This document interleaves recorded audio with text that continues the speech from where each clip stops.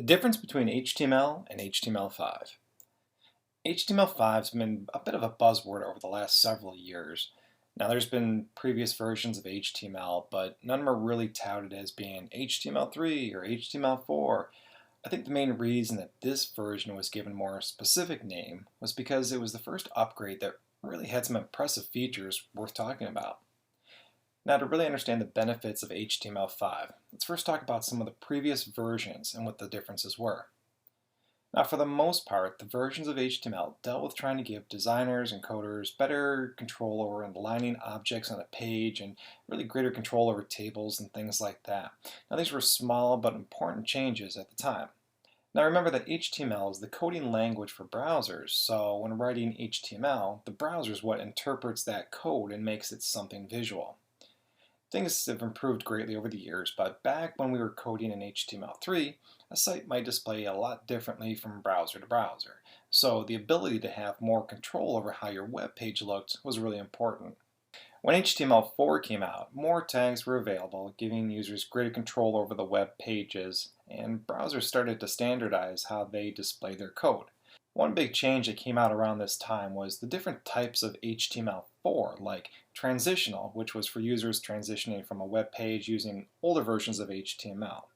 Now, the other option was HTML strict, or what some people called XHTML, which was, as the name implies, a much more strict form of HTML that required your code to be written a certain way to attempt to have it look the same across all browsers. Now, you might not notice some of the subtle differences between these variations of code, but sites like, let's say, Constant Contact still require XHTML code for its e-blasts. HTML5 has gotten away from how strict this code was and really cleaned up a lot of the extra code that was in previous versions, as well as given us a bunch of new features that help to move away from plugin-dependent code like Adobe Flash to do cool things like play games and watch videos.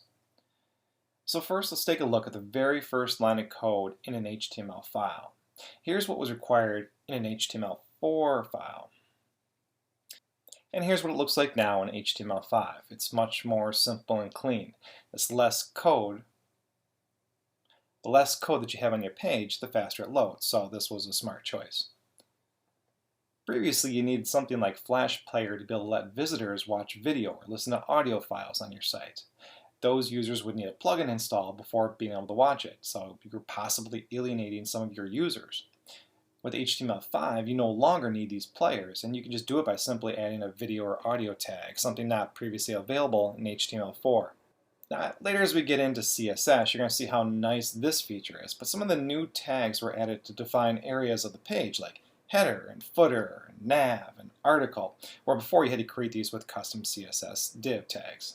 Additionally, HTML5 brought out a bunch of advanced features like Canvas, which lets users draw on the page with the help of some JavaScript, drag and drop capabilities to upload files, geolocation APIs, things like that. With all these new features, programmers have actually started creating games that run on HTML5, as well as web and mobile apps using it. HTML5 has become a very powerful upgrade with potential to be an even more powerful coding language in the upcoming years.